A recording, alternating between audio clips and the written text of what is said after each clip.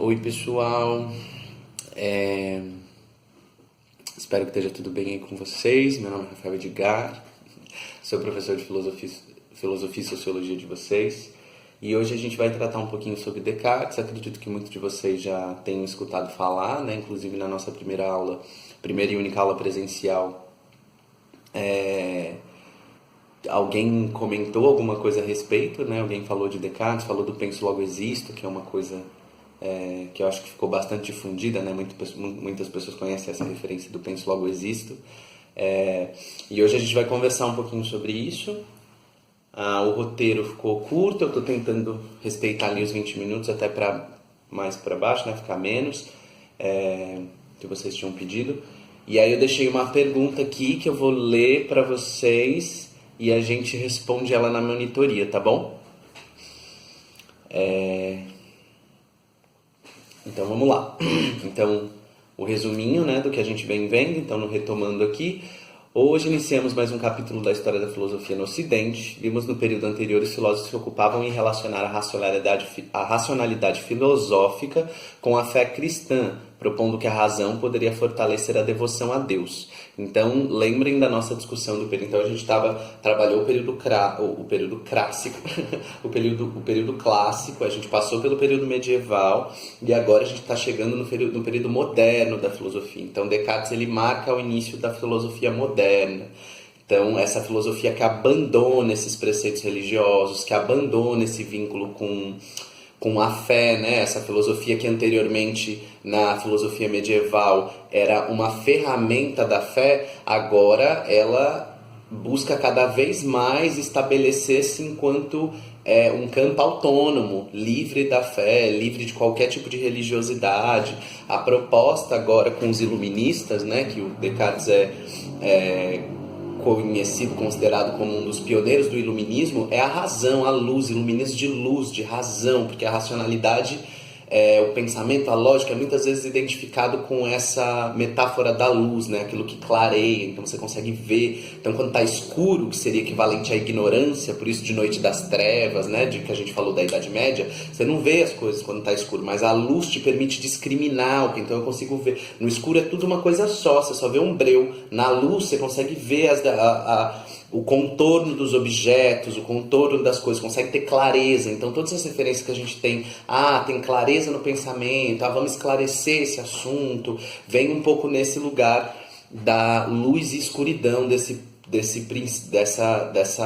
olhar da racionalidade, da razão, como esse lugar da iluminação. Então a gente sai desse lugar, né, da fé, da filosofia como um instrumento da fé, né, que justificava preceitos religiosos, para ela voltar a ter a sua autonomia. Então, após um enfraquecimento num contexto histórico, né, após um gradual enfraquecimento da vida feudal e os crescentes questionamentos direcionados à fé cristã, a religião vai perdendo seu poder enquanto a crença na racionalidade humana vai aumentando. E assim a filosofia moderna começa a nascer. E hoje a gente vai falar sobre ele, que é um dos grandes nomes um dos grandes nomes da filosofia moderna. Então, tem uma frasezinha aqui na imagem, né? A única certeza é que duvido, e se duvido eu penso, e se penso logo existo. Então a gente tem contato geralmente com esse finalzinho, né, do penso logo existo, mas ele vem principalmente dessa referência da dúvida, tá? Então é considerado um dos grandes nomes da modernidade, o Descartes, marcando a transição do período medieval e sendo considerado o pioneiro do iluminismo. Isso eu conversei com vocês agora. O autor é considerado um filósofo racionalista, aí aqui é importante, eu não fiz essa discriminação aqui, mas vocês fazem nas anotações de vocês, que é essa diferença entre racionalista e empirista. Eu acho que eu já falei isso em algum momento, mas quando a gente está falando dessa diferenciação, os empiristas, eles acreditam, e tem um autor muito conhecido do empirismo, que é o John Locke, que ele acredita que ele traz uma referência, por exemplo, do ser humano ser uma folha em branco. Então a gente nasce despido de qualquer característica inata que vem junto com a gente, e tudo a gente aprende através da experiência. O mundo vai marcando essa folha em branco que a gente é, o mundo vai escrevendo características nessa folha em branco que seríamos nós. Então esse é o empirismo, que tem a ver com experiência. Então as experiências que a gente vai tendo ao longo da vida vão gerando conhecimento em nós. Então o conhecimento ele vem da experiência concreta que a gente tem com o mundo. Os racionalistas já não, eles acreditam o contrário disso, que o conhecimento ele é inato, a gente já nasce com conhecimento em nós. A razão nos permite significar esse conhecimento e ler o mundo a partir desse conhecimento.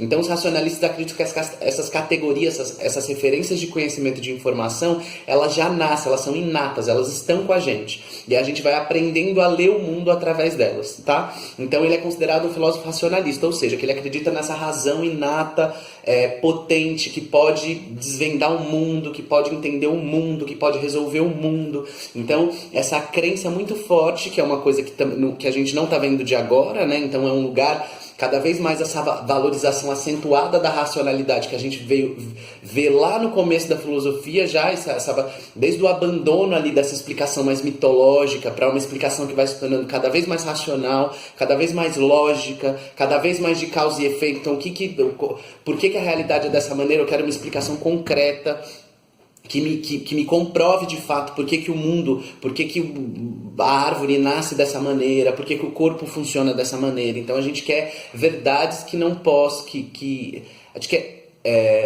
verdades confiáveis nesse sentido. Então o Descartes também é conhecido no mundo da matemática, né? Pensamento cartesiano, cartesianismo, enfim. E porque ele, né, a matemática justamente é uma abstração, uma linguagem, então ele acreditava que a matemática podia nos oferecer verdades seguras. Acho que a principal coisa que a gente precisa ter sobre Descartes é essa ideia que está destacada aqui, em vez do método da dúvida metódica. Primeiro, a palavra método é uma coisa que a gente já falou outras vezes, que para a ciência o método é o coração da ciência, é aquilo que mostra o como. Então eu quero saber como que eu quero investigar esse computador, eu preciso saber o como que eu vou fazer isso, como que eu vou analisar se as informações que eu estou obtendo sobre esse computador são verdadeiras ou falsas, como que eu vou, por exemplo, quando a gente está fazendo um projeto científico, a gente tem a parte do método onde a gente tem que descrever todo esse processo, como que eu vou obter as informações que eu vou obter, com que pessoas que eu vou trabalhar, que instrumentos eu vou utilizar. Então o método é o coração da ciência, é o como que isso vai acontecer, tá? Como que você vai alcançar esse objetivo dessa obtenção de conhecimento que você quer? E a dúvida metódica consiste basicamente em duvidar de tudo que você puder. Então, duvidar de todos os conhecimentos que a gente tem e que estão de alguma maneira internalizados em nós, mas que a gente não tem necessariamente uma prova concreta de que aquilo é real. Então a gente tem muitas referências, por exemplo, culturais, não pode tomar manga com leite, e que na verdade não necessariamente acarretam em algo negativo. Então como o autor, né, ele estabelece um método onde o objetivo é justamente duvidar de tudo que você acredita, todas as crenças, tudo que você poderia afirmar, e a partir da dúvida tirar uma afirmação que seja confiável. Então tudo que eu sei, se eu estivesse aqui agora e tivesse que duvidar de tudo que eu sei, inclusive se eu existo aqui se essa realidade que eu existo é de fato, se eu estou aqui nesse momento, então essa é a brisa, inclusive, tipo assim, como é que eu posso saber se eu estou aqui ou se eu não estou sonhando, por exemplo? Então a gente pode pensar em 3 tipos de dúvida. Então a dúvida que vem através dos sentidos, então por exemplo, voltamos a essa discussão que a gente fez com Platão, por exemplo, de que os sentidos não são confiáveis. Então, por exemplo, eu posso ouvir um barulho e achar, sei lá, um barulho... Não, aqui isso não parece, eu ia falar uma caminhada de cavalo, sabe? Mas não parece. Enfim, eu posso ouvir uma bombinha, o barulho de uma bombinha, e achar que é um tiro. Então, isso é o tipo de coisa que os sentidos promovem. Então, eu posso sentir alguma coisa, ouvir alguma coisa, ou ver alguma coisa, ver uma imagem, achar que é uma coisa e é outra. Então, os sentidos, eles promoveriam dúvida, eles não forneceriam um conhecimento confiável. Outra coisa é se eu tô aqui de fato na realidade, outro tipo de dúvida possível. Como que eu sei concretamente, como eu sei inquestionavelmente que eu existo aqui, que eu estou aqui de fato? Porque acredito que alguns de vocês já tiveram a experiência de estar sonhando e achar que está acordado de verdade, aí quando você acorda você fala, nossa, estava sonhando. Então como eu sei que isso aqui que eu estou vivendo não é um sonho?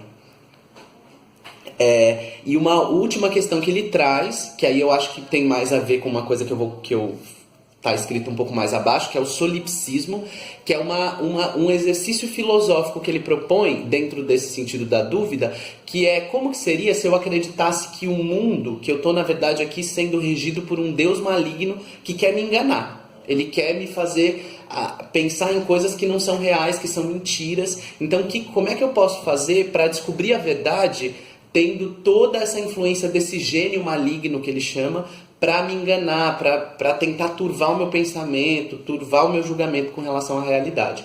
Então, percebam que, por mais que a gente dividiu isso em algumas coisas, o princípio fundamental é a dúvida. É tentar chegar numa verdade consistente partindo justamente do questionamento. Então, como que eu questiono tudo a ponto de eu chegar em algum lugar que não possa ser questionado? E esse é o lugar do penso logo existo. Então, a frase é, eu não posso duvidar da minha dúvida. Então, eu posso duvidar de qualquer coisa, inclusive se eu estou aqui agora. Mas eu não posso duvidar de estar duvidando. Então, eu sei que eu estou duvidando, eu sei que eu estou... E duvidar é uma forma de pensar. Então, duvido... a frase lá em cima, como é que é? A única certeza é que duvido. Então a única certeza que eu posso ter é que eu estou duvidando das coisas, porque o resto tudo que eu posso ver sentir através dos sentidos, tudo que eu posso, o que eu posso acreditar de estar aqui na realidade, qualquer pensamento que eu possa ter de que uma afirmação que eu possa fazer com relação à realidade, eu não tenho como saber assim, em última instância, se isso é verdade ou não. Mas a única coisa que eu posso ter certeza é que eu duvido. E duvidar é uma forma de pensar, então, portanto, penso logo existo. Então é daí que nasce essa ideia do penso logo existo.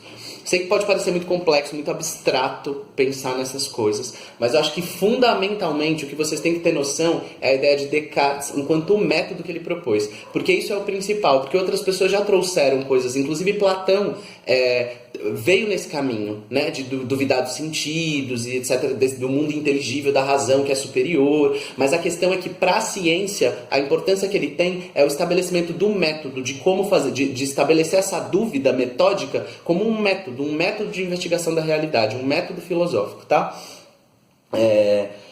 Duvidar de tudo, verdades contestar. Então o objetivo é alcançar verdades incontestáveis partindo da dúvida. Descartes acredita que nós nascemos com as mesmas capacidades racional, então isso é uma questão que talvez seja importante ressaltar, né? Que ele não acredita que uns tenham mais e outros tenham menos capacidade de razão, de discriminar o que é mentira da verdade, né? E que dependeria de cada um fazer uso desses atributos racionais. De duvidar de qualquer coisa até que se possa encontrar razões questionáveis para fazer alguma afirmação, isso tudo que a gente já falou. Seu objetivo era acessar um conhecimento puramente racional que serviria de modelo para o progresso. Então a gente ainda tem, o iluminismo tem muito essa marca de acreditar, então a gente faz esse rompimento com a religião e a partir do momento que a gente começa a se encontrar com esse lugar da racionalidade, do descobrimento da realidade através da ciência, da filosofia, enfim, mais concreta, né? Cria-se essa crença de que então a gente vai resolver todos os problemas do mundo, é o progresso, é pra frente, daqui a razão vai guiar a gente até um lugar muito incrível, que é algo que é totalmente derrubado depois da Primeira Guerra Mundial, quando a gente vê que, tipo assim, muitas tragédias, né, que podem acontecer, e depois a questão das bombas atômicas em seguida, enfim. Então, quando a gente começa a perceber que, nossa, calma, essa racionalidade talvez não seja tão... não vai guiar a gente para um tão progresso assim, né? Porque, afinal de contas, a gente causou muitas catástrofes justamente usando capacidades racionais.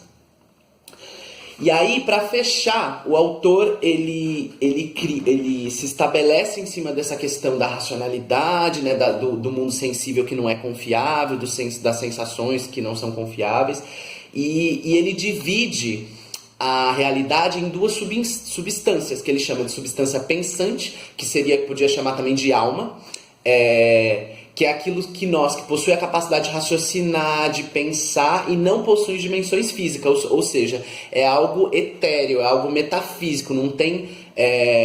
é isso, não tem cheiro, não tem cor, não tem as dimensões físicas que a gente está acostumado que a realidade tem.